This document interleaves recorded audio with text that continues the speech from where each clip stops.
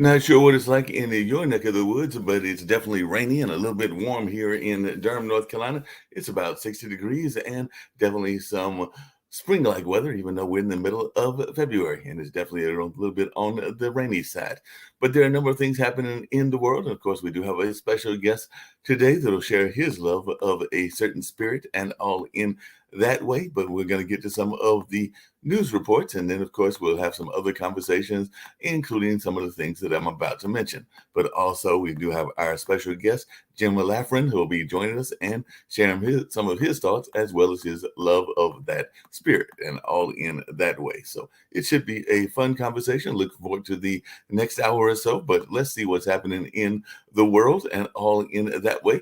Kosovo is celebrating its independence with an eye toward reaching a deal with Serbia. So they are celebrating 15 years of independence. And I'm sure that after this is over, Ukraine will be hoping to celebrate something like that in about the 2040s period or something along those lines. So that is definitely something that is going on the world. And apparently, Ukraine is burning through ammunition faster than the U.S. and NATO can produce it. So that war has been going on for a year and is continuing to go on as well. So that's some of the things that we're seeing in the whole notion of what's happening in the world. And of course, later on, Sasha will be doing his show around Ukraine, Russia, and China at 11 o'clock. And of course, we're hoping that he'll pop in here and give us his report as well.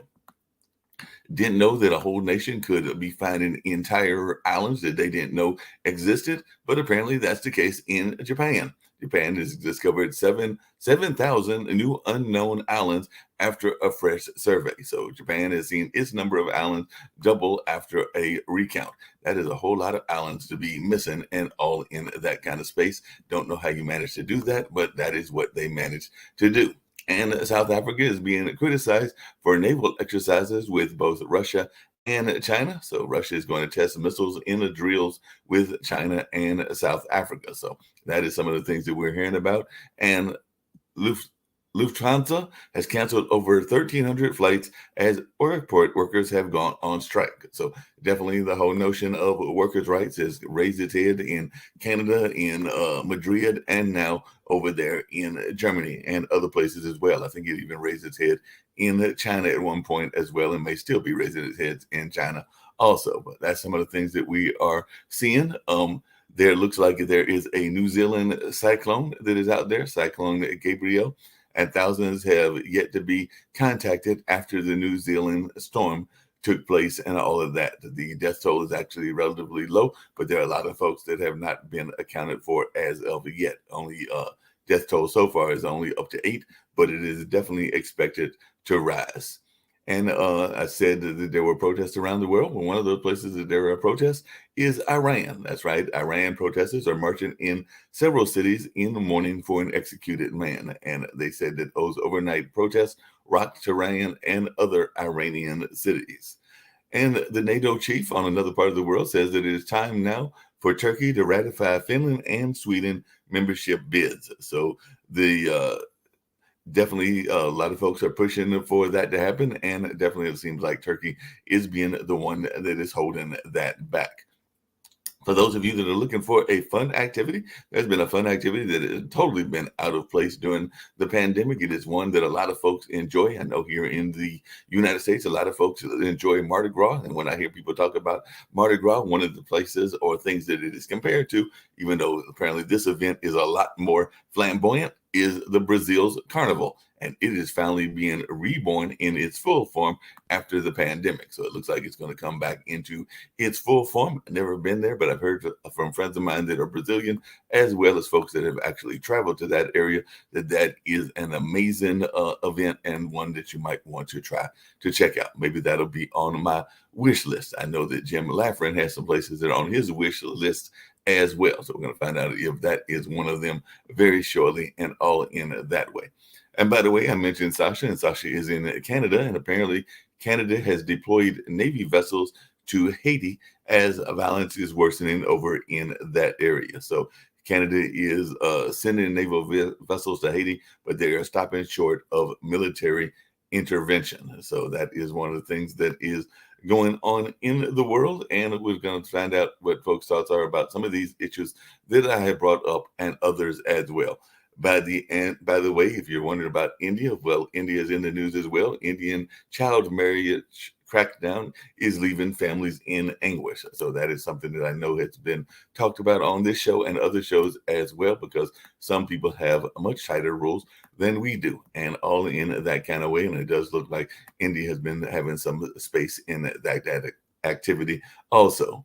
And last but not least, and then I'm going to bring in the special guest. It does look like there has been some health reports around what is going on with the president's health and all along those lines. So we did find out that the president did have his physical. It looks like the physical went well for an 80-year-old man. So who knows? Maybe he's going to make his official announcement very shortly as to whether he is going to come in or not as our, one of the oldest presidents and everything. Because whether it's him or whether Trump wins the bid or whatever, it is definitely no doubt that whether either one of them wins, they will definitely be up in the rankings as one of the oldest presidents that we've had. And I know a lot of folks have been talking about the need and the want for youth leadership and all in that space. So it's going to be interesting to see what folks have to say about some of these news stories and some of the other things that are going on in the world. So I'll definitely bring up Jim Lafren and learn a little bit about what he's got going on and all in that space. And I do know that I've got other folks that will be joining as well. I do see that Lee Newton Rhodes is with me. But before we get started on world issues and all of that, and there might be some other things that I'll get to as well, Jim, I know many years ago, I actually attended a beer drinking school. I mean, that's part of the reputation that you've got if you go to a school in Milwaukee. And I am a Marquette graduate and everything, which of course is there in Milwaukee. But one of the things that I used to enjoy doing, maybe just being a little bit of a childhood kind of person and liking to be a little bit contrary, for lack of a better word, and all of that, was I would go into the bars, and there were a number of bars there and everything, and I would sometimes order a glass of wine, probably because my parents were wine drinkers. I had not fully gotten into the beer drinking space, even though I did later do that and everything, and part of it was just probably a young 19, 20, 21-year-old wanted to be slightly contrary, so I would order some wine at a predominantly beer drinking area and all in that space.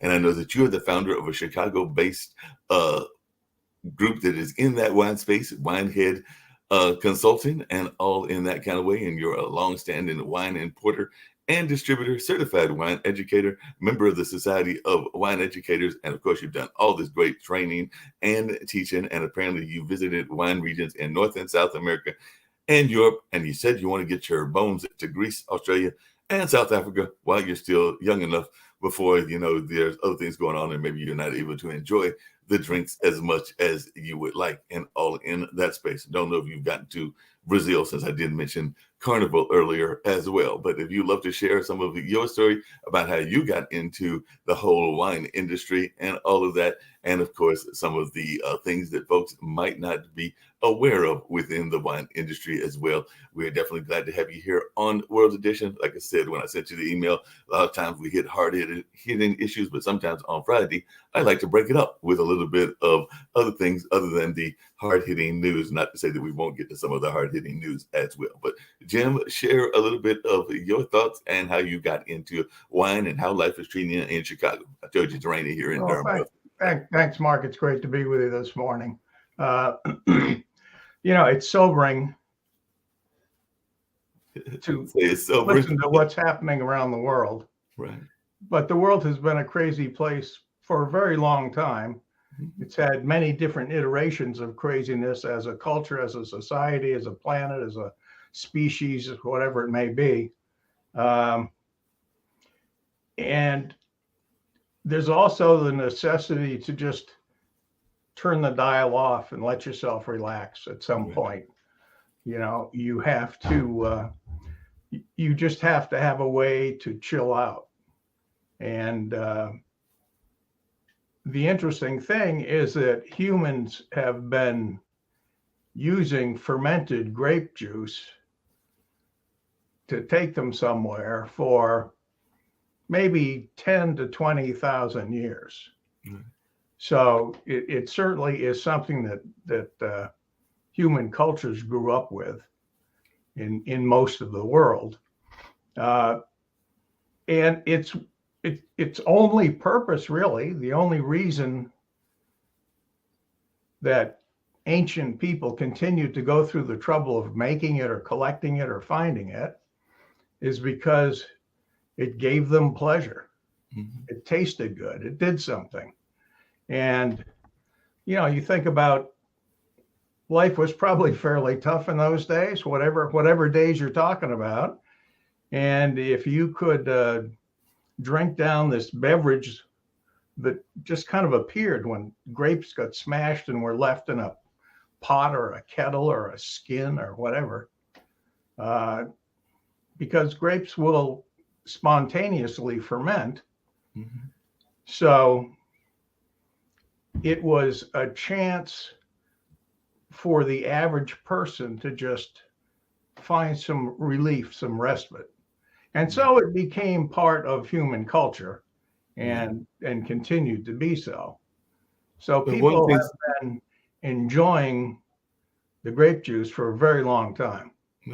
no doubt, one of the things that I've noticed, and I know that we've got some folks on, and maybe one of them will join us later, who is part of the Mormon culture and everything, but definitely those grapes, that wine and everything else have oftentimes had a play within our both play attitude, but also our religious attitude as well. Because I do know that wine and communion are very much a part of a number of religions out there. So I'd just love to hear your thoughts around that, because it definitely does seem to be part of our religious culture as well. Because I do know that within the Catholic Church, the Presbyterian Church, and a number of other churches, that communion is very much a real thing. And sometimes they use real wine, sometimes they use substitutes like grape juice or other things, but that is definitely a real part of the religious lexicon, for lack of a better term.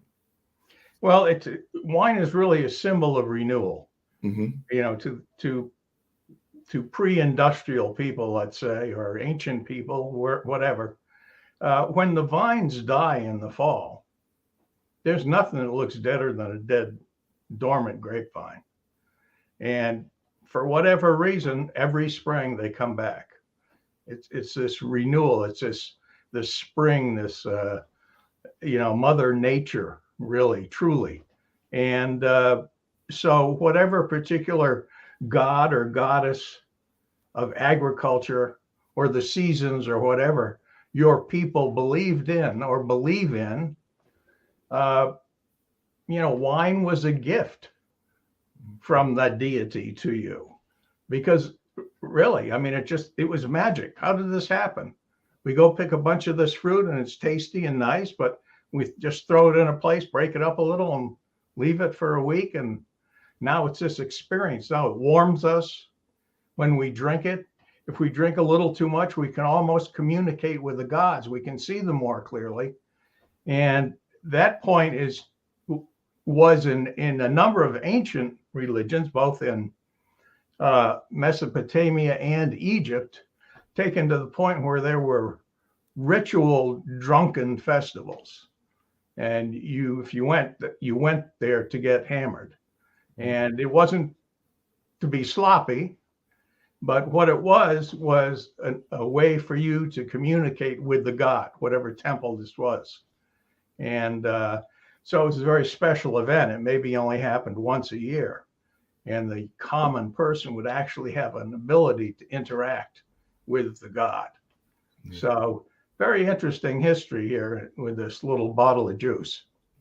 Definitely sounds like it and everything. I'm bringing in my other panelists, and I do have two of them with me and everything very shortly. But at what point did you get involved in the wine industry? I kind of told you about my story of being, I think my first sip of wine was actually when I was in high school, was actually from either parents or friends of parents, and all in that line. And then, of course, when I went to school, I was being a little bit, as I said earlier, contrary and drinking wine in a beer drinking area, even though I'm not going to say that I didn't drink beer there as well. But when did you first get involved in the wine industry, and what are some of your favorite wines? Well, I started actually much as you did. My parents were not wine drinkers. They would have a couple of cocktails on New Year's, or maybe Christmas with some neighbors or whatever. But, the old man did keep a jug of wine under the kitchen sink, though. And when he'd had a particularly annoying or stressful day, he'd come home and he'd get that jug out from under the kitchen sink, where God knows in the summer, without air conditioning, that was some pretty ruined wine by that point, some pretty intense stuff. And he'd pour himself a little drink, and he'd just stand at the sink and pound that back, put that screw cap back on the bottle and stick it back under there. So it was a pretty funny introduction to wine. Yeah, sounds like it. Yeah, it was a great story. But I just, my palate, Mark, I think fairly early, kind of went toward wine, as opposed to, when you're in your teens, and in my day anyway, everyone was drinking beer, and that was the big thing. And, you go out in the woods with a bunch of people and half a dozen cases of beer or keg or whatever you could round up. And that was all right, but I never was crazy about beer. But then when I tasted wine at that point, it intrigued me. And so then I just became gradually more interested in it. I was doing some business consulting at one point, and I was working with a guy who was he owned a little importer distributor company, wine company. And we had actually met at a tasting group, and he asked me if I would take over the operation of his company. So that was my first actual job in the wine world, Gotcha. And is there a favorite wine? I'm bringing in Lee Newton Rhodes and Dr. Dan Worthington. Oh boy, favorite wine. I don't know. There's so many great wines. It's it's the old, what's your favorite child thing. It kind of depends on the situation, maybe the time of year, what you're having for food to go with it. I'm pretty ecumenical in my palate, but if I could only pick one wine, it would probably be a nice hearty red wine of some sort. Gotcha. And there's so many wonderful places to visit. Vineyards tend to be in really beautiful locations. So, for someone who's a traveler or interested in other cultures, be it generally or other countries specifically, entering that whole other world of that country through their wine and through their vineyards and through their wine story is pretty interesting and pretty welcoming, Yeah.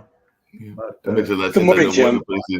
And one of the places you said you hope to visit is Australia. So I'm actually going to bring in Shaquille, because he's actually from Australia, or lives in Australia now. He's lived in other places as well, but I know that that's one of your wish lists and everything. So he's not in Australia currently. He's actually traveling the world and all in that space. But I'm not Shaquille sure how well you guys can hear me. I'm not sure where Shaquille's at now. Shaquille, where are you at now? But I know that Jim, our guest, is a wine connoisseur and everything, and he's definitely stated on his page that Australia is on his wish list of places to visit.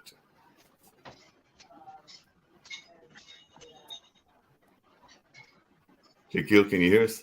all right. So who's the author Can you here? wave? Yeah, Jim, can I ask you a question, please? Sure.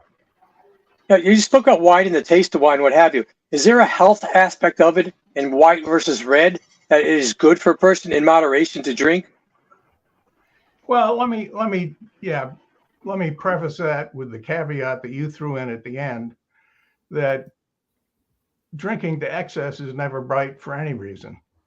We don't live in ancient times when we were members of a religion that had enforced ritual drunkenness, So barring that, there's really... You've been on college campuses, haven't you? No, Dorm I life. haven't actually. No. Okay. But What was the question again? The health Drinking aspects wine, of whether white or red, is there a health aspect of it where it's good for the body, good for the heart? Well, there's a feeling that red wines have more resveratrol, which is the element that helps. It's an antioxidant, a very strong one. So red wine does have more of that. White wine has some, but I think if you're drinking only for health reasons, then you would probably lean toward red wines. And the ones that have the deepest color grapes tend to have more of what you're looking for, because the color comes from the skins, from the polyphenols that are in the grape skins primarily, and to some smaller degree in the pulp of the grape. But the deeper the color, that's kind of a general indicator that you have a lot of polyphenols in that wine, that a lot of color has leached out of those skins. And so a lot Can you not get those benefits? Can you not get those benefits by eating the grapes directly?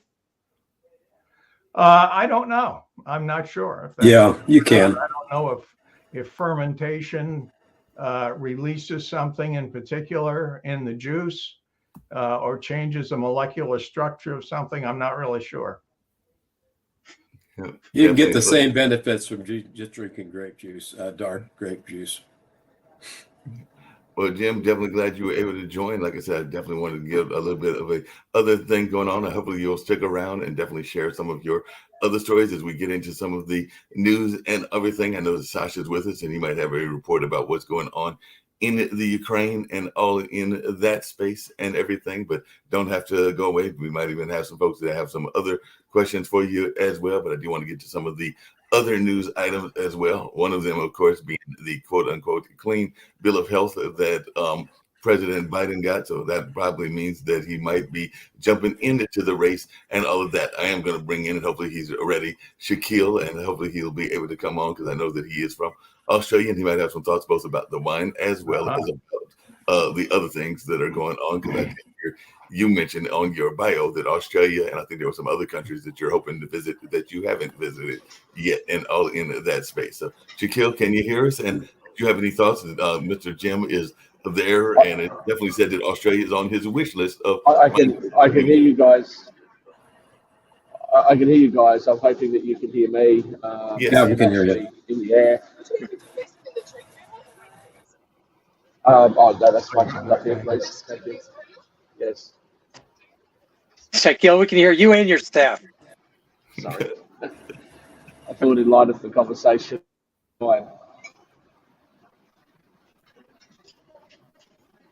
You're freezing now. You're frozen, Shaquille. He's frozen in the air. Yeah, I want to point out that that Biden's physical didn't make him any smarter, and it didn't make him any more clairvoyant or clear-minded. Right? He is what he is. So anyway, and Jill does not want him running because she knows his situation. Yeah, I just want to make one more comment to Jim, if you may. This is not a religious show, but in the Bible, I think the first case of wine and someone getting intoxicated was with Noah, by the ark afterwards. Am I wrong? Correct. No, you're right. Yes. Noah planted vines after they were able to hit dry land, or after the flood receded. And yeah, it's one of the great drunken stories of history. He apparently got pretty hammered on his first vintage and was laying naked in his hut or something, and his sons came in and Right. Said, "Hey, come on, Dad." So And he known it would be in books forever. yeah. Yeah, no clue about that.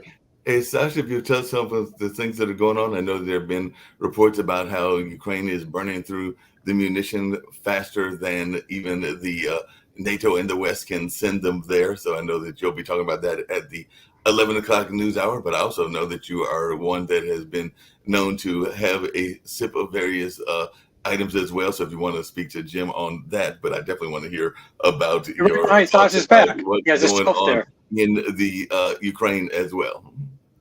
Well, to kill 200,000 Russians require a lot of ammunition, and when they will kill next 200,000, it will require even more ammunition. Sasha, I have to make a point at this juncture that it would be more efficient for the Allies just to drop the bombs directly and deliver them personally to the Russians rather than ship them over and then let the Ukrainians do it?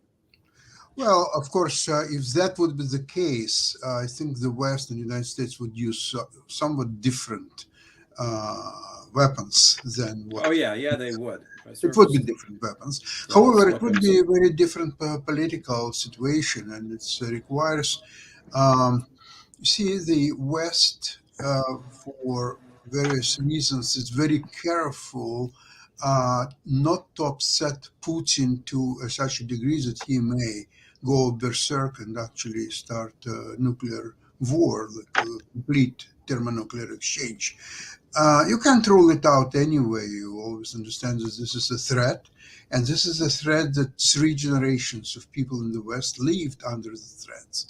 And now with skillful and fearless Ukrainian army, you can get rid of yourself as a threat once and for all. For the next 500 years, there will be no more threat. So all you have to do is to provide. Ukraine is not asking for troops of NATO to join and to fight for Ukraine. Absolutely not. Never did.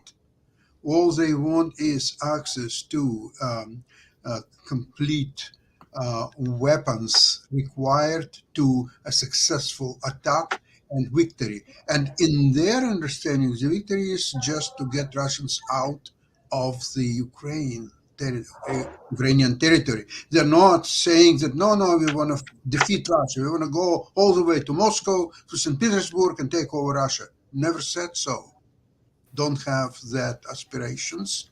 But as a minimum, they want to get Russian troops out of Ukraine, which is their country, their territory, and there's no reason to believe that they're not entitled to it.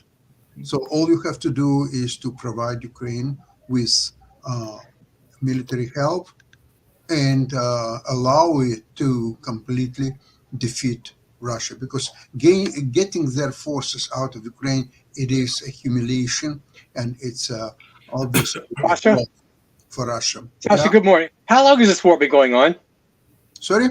Over a year. How long has the war been going on in Ukraine with Russia, approximately? There are two numbers. Number one, this recent Russian invasion, it's about a year, on 24th of Does anyone want to win it? It would be 1 year.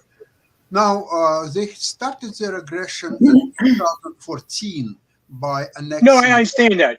But this recent one for a year, does anyone want to win? Seems like to me they're playing tiddlywinks over there, and they're just building up arms, destroying them, and killing people. But no one wants to win. Why are we in a war that we don't want to win?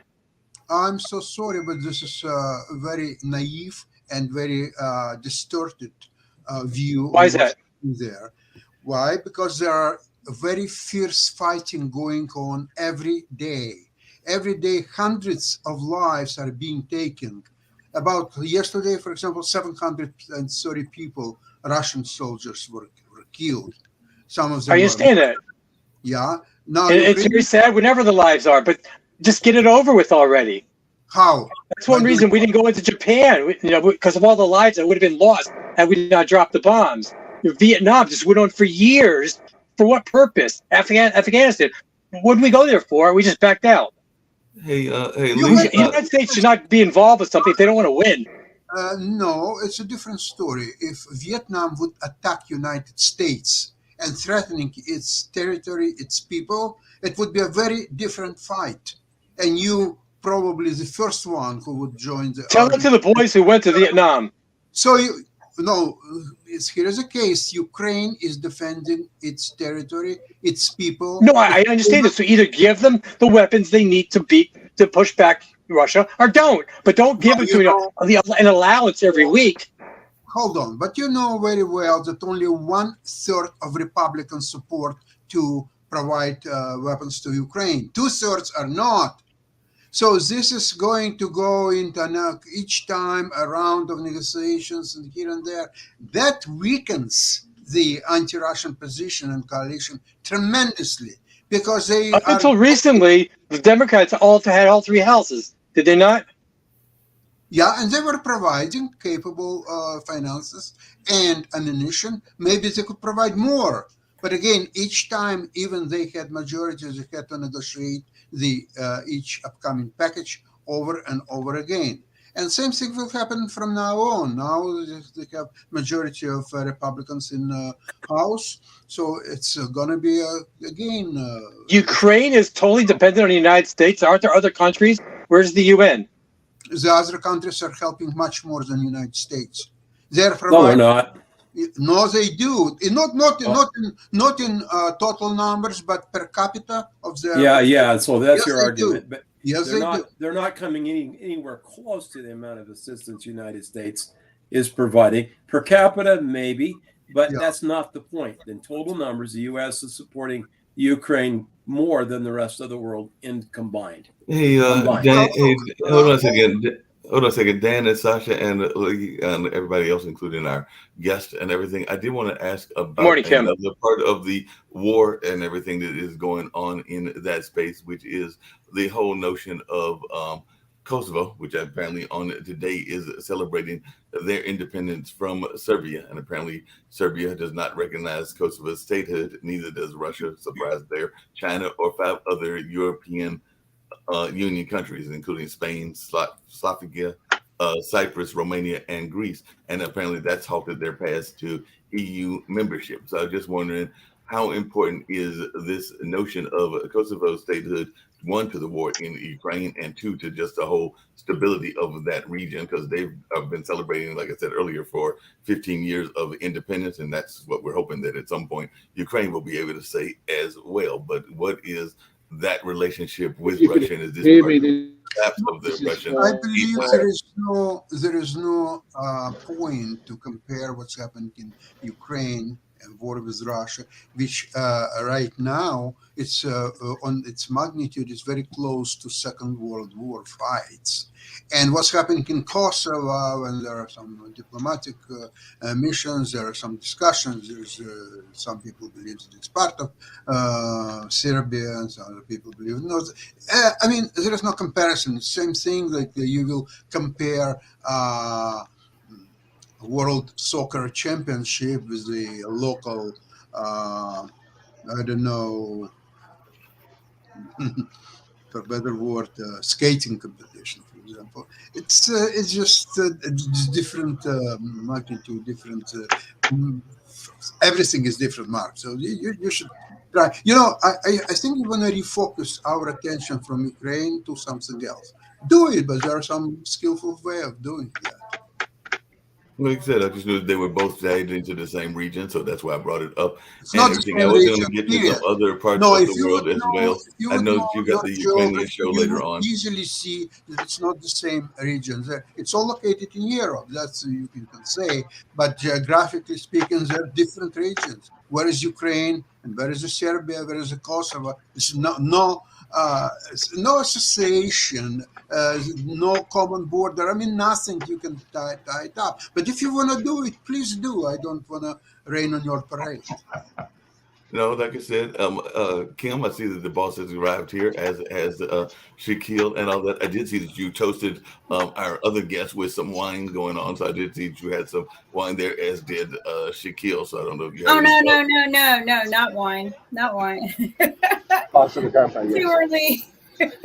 Really? And I'm not on Yeah, vacation, thank but you. you know, guys, I want to thank you for all of the work that you put in to these talk shows and getting the information out there We globally, have the bottle. because I feel like that we're sending out the right message to the people. We're up to 350,000 views this week, and I just want to congratulate everyone for getting up every day and getting out here and just sharing this wonderful information. Thank you. No, glad to do it. I know this. Thank you for the update. It's great to bring That's amazing fine. guests and all of that. And definitely a great conversation. Hey, Lee, I do have a question, and this is Sure. Sasha just brought up and everything, and changing the topic slightly and everything. But how do you lose several countries? Because then when I saw that news story, and I'm going like, wait a minute, Japan didn't know that they had these islands and everything? Because apparently they've added a bunch of islands. They've almost doubled their island size. And I'm going like, how do you go around and not know that you've got these amount of islands and all in that space? Maybe Shaquille's got some ideas, but or other folks. Because when I saw that news story, I'm going like, that's a doubling of your size almost. And everything. It seems to me you should already have that knowledge, but apparently they did some reassessment and they discovered 7,000 new unknown islands. So apparently there was a lot of islands that were hiding there in the Pacific Ocean, but I'm trying to figure out how that happened. So if anybody's got any ideas, let us know, because I know. Yeah, there's a link on Fox.com. I didn't read it yet, but I'm not sure that they're all above water. So it might have been through some studies. That's true. So some of these islands might be like Atlantis type islands that are underneath the water and all in that space. So maybe that's what's going on. But yeah, I was just fascinated when I saw that they discovered 7,000 new islands. Maybe they were having, maybe the first time they counted, they didn't have enough wine. Maybe that's what was going on. So maybe that's what happened in that regards. But it'll be interesting to see folks' thoughts about that going on in the world. I'm sure that Dan might have some theories as well.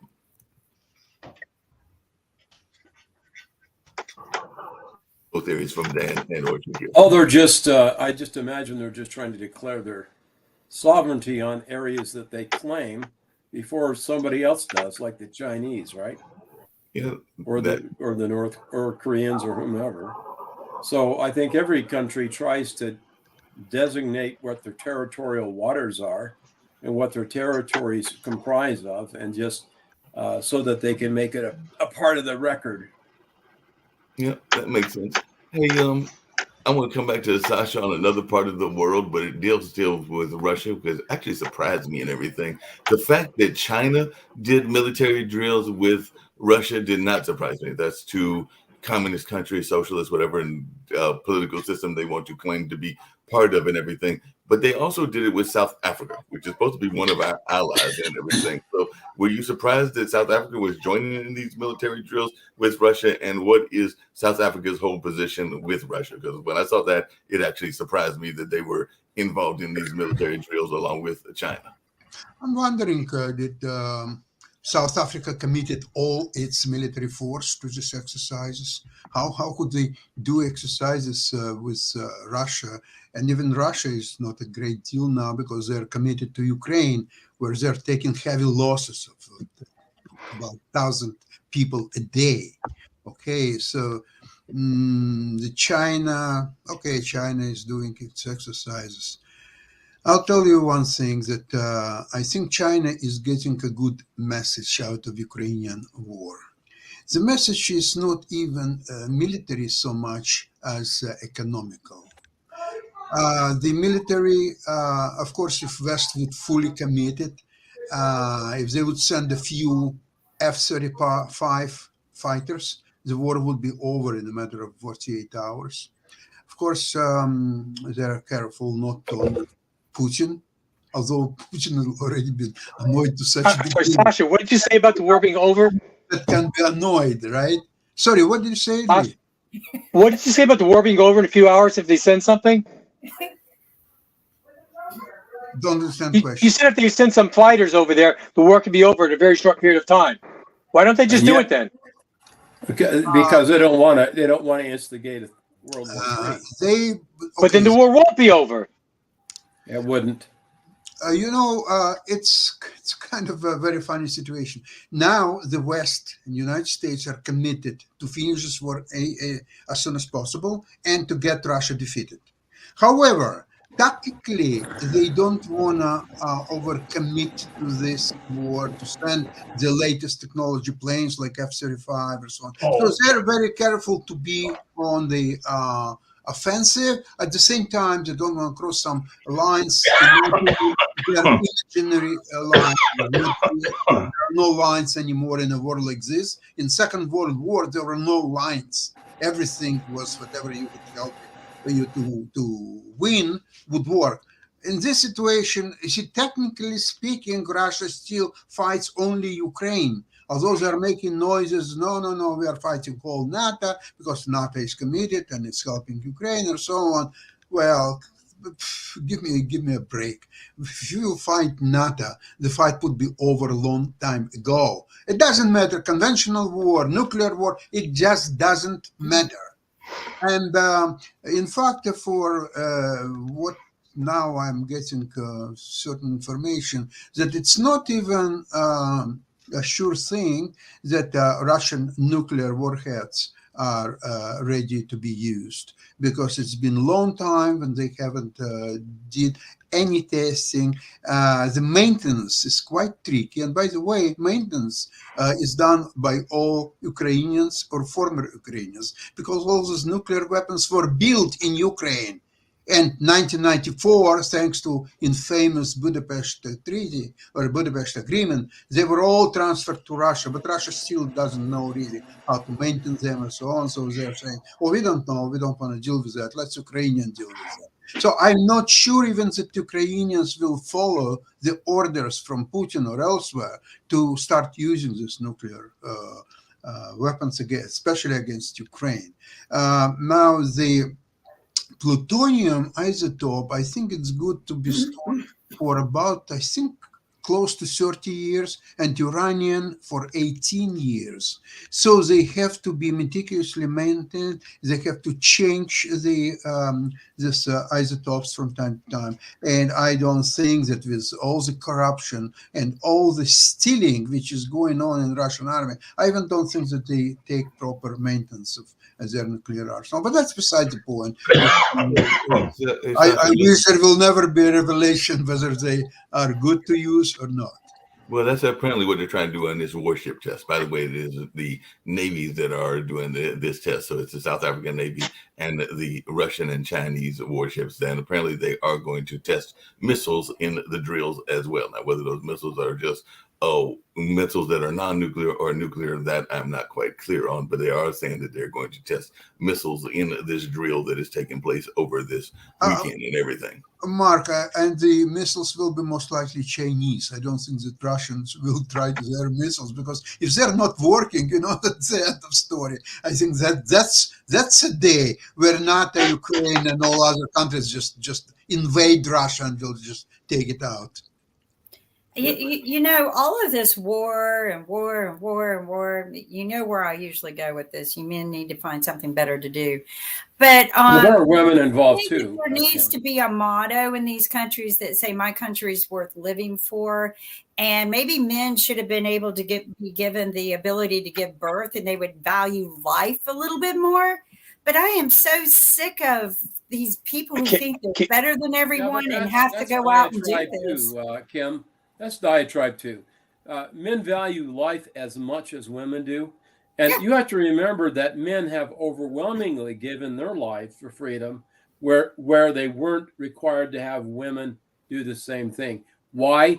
Because historically it's been the duty of men to protect their country. But it's not about so, that. So when you say those kinds of things, you dishonor the sacrifice of those who have died. I never dishonor a sacrifice of a warrior. I dishonor the decisions. Nation. I dishonor. It's not all about the men who are making these decisions. There are women in these organizations nationally too. There are. I don't dishonor any warrior. I dishonor the decisions of leaders who build up war. I dishonor that. I disrespect. Yeah, you're right about that. And it's because it's not the warriors, because they have the military-industrial complex and the money and the corruption. Kim, I agree with you. Kim, I agree with you. But unfortunately, there are those who don't, and evil exists, and also our lives, our liberties, our freedoms are worth dying for. Not because we want to, because the other side wants to take them away from us. That's why we got all this war. Kim, I think they all got COVID on their brain, and that's why we have COVID on their brain. It hasn't stuck to their brain. It's spreading. COVID. They should just do away with him. Put him in a home. Do away with him. Well, Biden, he should be put away. Do you remember what's happened in the Second World War?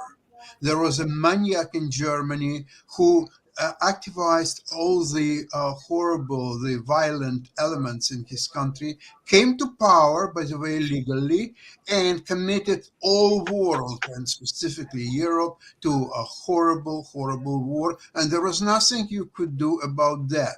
Here you have Russia, a country of 140 million people and a huge territory, has been taken hostages by someone by the name Mr. Putin.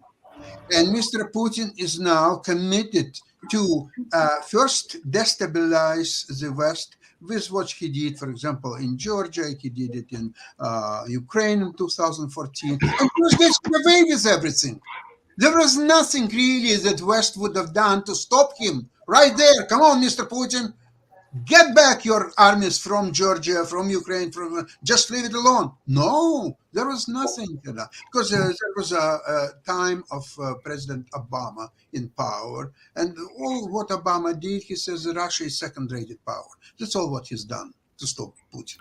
Hey, just along those same lines, Second rated. He's done some horrific things, just like Hitler did, and they, eventually, I guess we have to go in and shut him down.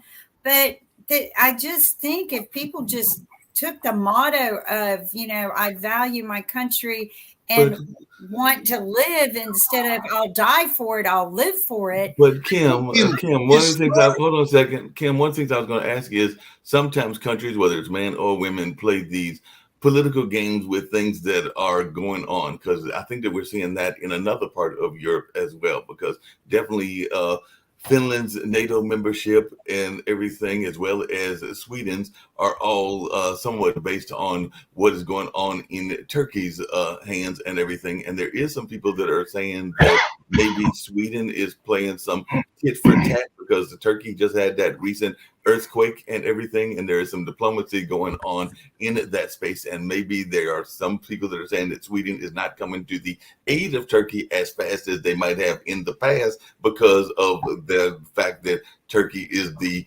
holding vote to what is going on in the sense of Finland and Sweden joining NATO. So that sounds like some tit for tat politics to me that could be very detrimental to the people there in Turkey, as well as just the region in general. So that's to your point. People playing some leadership kind of game. I would like to ask you a question. Everything what you said, it's very hard to argue. It's very reasonable and in fact quite popular position. But unless Mr. Putin would hear you out and follow you at least a little bit, then one can say that you got some mileage out of everything what you said. But if Putin is not listening to you, and it doesn't matter that all the rest of the world does listen to you and agrees with you, where is the beef? All that plus 75 cents will buy a cup of coffee. That's all there is to it. Isn't it right? Hey, Mark, how many of you actually believe that the balloons were sent here to spy? Yeah, of course. 100%. I'm curious. All the can you bring up Shaquille, please? Have our tablets, our computers, everything have microchips from China. Don't you think they have enough information about us that the balloon is just a ploy? It's stupid. Yeah, but it shouldn't be happening though. The fact that they could do that. Good morning, everybody. What was there party balloons that just got loose? Could it just be a ploy to get our attention because they know we're stupid enough to go, oh, squirrel? But I think that was Nikki Haley. Could it be a ploy? I went back real quickly. We're bringing Shaquille Latimer on, and good morning. He dropped again. Closing out, but he Nikki keeps Haley, dropping. I went back and watched Nikki Haley's remarks, and she talks a lot about just a completely broken foreign policy. The fact that we've got weapons from North Korea facing us, the fact that China is our ultimate enemy, that they're sending balloons and staring us down in the face. That we're in the middle of, Iran now is going to be working on a nuclear weapon. But she was a part of a lot of those administration decisions when Trump was in the White House. Sort of interesting. She's distancing herself. But I felt like her speech was actually stronger. I do think that if she did win the nomination, pulled off a miracle, she would be a very legitimate contender for the White House. Steve, Steve, is she past her Steve, 1 prime? second. Steve, just really quickly, is it No, just she's only is it just the 21 years world old. politics, or is it I'm even just our kidding, politics in based the on US? Don Lemon. We talked about Ohio and that train derailment, and I know that Pennsylvania, some of the other states, Lemon was being a racist. are concerned about what is going on around our Again. infrastructure here in the United States. Yes, So is sir. it just our foreign policy, or is it several of our policies that are broken? That's the question I had for Steve and everything, because definitely she's a I know liberal, that she- Pennsylvania, and I forget one of the other states that is near Ohio, is saying, hey, this could just be the beginning of the problem with the train system. Oh, I think it's we have infrastructure issues in America. I think that this is just the tip of the I iceberg. think it was sabotage. I don't know. Steve, Steve, do you want to comment on the administration? We have Pete Buttigieg in charge of transportation. You have Kamala Harris in charge of the border. Is there anyone there that's competent? No, Who's serving drinks? Maybe that they can do. there's nobody competent. You know that. I think you answered your own question by asking the question. I can't speak to their competency as the moderator of the show, but I will say that there has been issues that they're dealing with. I mean, the border is still not being fixed. Buttigieg's been very quiet about these train derailments. I haven't heard from him recently. Well, it's sort of like the Forrest Gump rule. Stupid is what stupid does, right? And that describes exactly the Biden administration and all their clowns. Everybody from the guy who tries to look like a girl that steals clothes from the airplanes, and they're stupid. Dan, what does it say when the president's spokesman says that the president Biden is the best speaker in the administration? God, it just really. What is she thinking? Well, like you said, there's all kinds of issues going on. And speaking of presidents, If I only had a brain to take a President Day is Monday, so we're going to be doing our President's Day. We actually have a guest coming in that's going to talk about President's Day, because I have a President's Day scholar coming in on that day, just to let y'all know, and he's got some interesting stories about past presidents, including one that might have had a pet raccoon and some other things that are going on. But there will be a guest that talks about President's Day on President's Day on the 20th. But one of the questions I got for you, and I definitely wanted Jim to have any closeouts that he might have. He's been observing this lovely conversation that we've had and all in that space. So before you go to the closeout, I definitely want him to give some closing words. But my quick question to you is, I'm hearing rumors that Manchin might be running, but not as a Democrat, but as an independent, which would then make the notion of what you said of the easy road for the Democrats to come back in if Trump is in the candidate. I would argue that if Manchin is the candidate, that makes the Republicans have an easy road in, because that would split the Democratic vote. That would.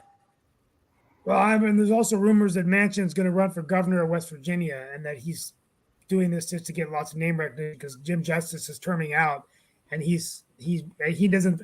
I don't think Joe Manchin can get reelected. I think that it's going to be really hard for him now with last minute deals on. I could run as a Republican and get elected. Steve, your background looks like you're in the Oval Office. Am I right?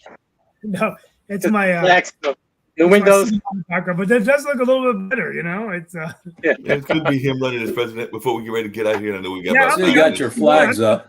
I got 25 to 30 years now, so I'm taking my time to get to the Oval Office. Yeah, you've got till the you got plenty of time to get there. Jim, you've heard some of the observations, some of the things going on before we turn it over to Steve for closeout. I didn't know if you have any thoughts about the world, but also the love of wine, since that is why I brought you in, to try to bring a little bit of a lighter note to our beginning of the show and everything. But definitely I've enjoyed some of your observations. But if you've got any observations around wine, life, culture, or anything else, and then we'll toss it over to Steve for the closeout.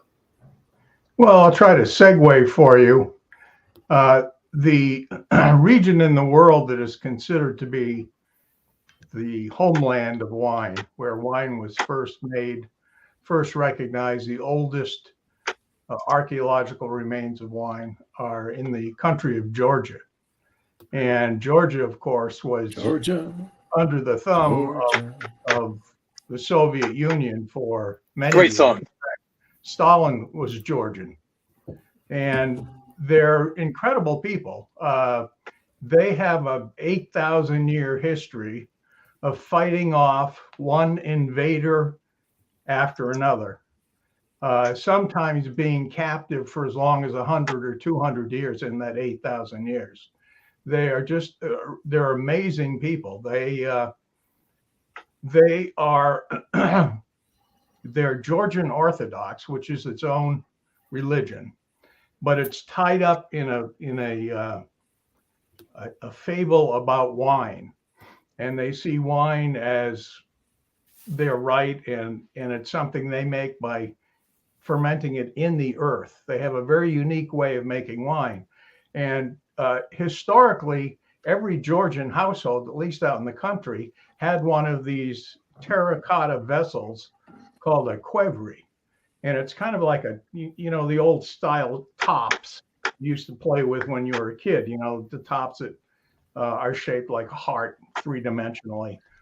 So this is terracotta. It might be 6 feet tall, and they bury them in the ground.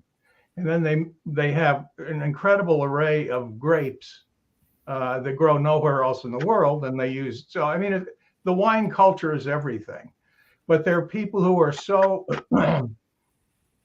glad to be out from the Soviet, I can't say sphere, because Russia tried to invade them again in 2008 and captured territory and so forth. But they're in their language, to say hello really means may you have victory today.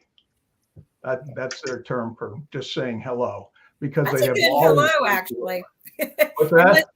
That's a good hello, unless they come with a sword. And Yeah. and the warriors used to. I mean, they were subjugated by the Mongols, by the Russian people, by Turks, by Greeks originally. So very, very, and I they appear to have internet connection for a few minutes, so gave up their I'll own just say religion. to Jim, I'll just say to Jim, it's lovely to meet Shaquille, how are you? Sort off. I'm sorry, I'm on So what I was saying, they never gave up their own religion, even when they were Hammered. slaughtered. And they But were I frequently heard slaughtered. you They're just amazing talking people, about red amazing, strong people. wine, so I had a red wine for Okay, you. stop. So anyway, Before the end of the when Russia invaded Georgia in 2008, the thing that stopped it ultimately was that Bush sent an aircraft carrier into the Eastern Mediterranean, and that shut it right down. And he told Russia, I don't remember if Medvedev or Putin was in power then, that was the end of it. And so Georgia is the place where you can be walking on the street and someone will come up to you and go, "Are you an American?" Now, in many of the world's capitals, the answer is no, not me, because you're usually sticking out like a sore thumb and people are looking to do you harm. But here they say, "Are you an American?" Yes. I've had people stop me, I just want to shake your hand. You guys saved our bacon. And, when Bush brought that aircraft carrier into the Mediterranean, that's what ended the war. And we'll never forget that.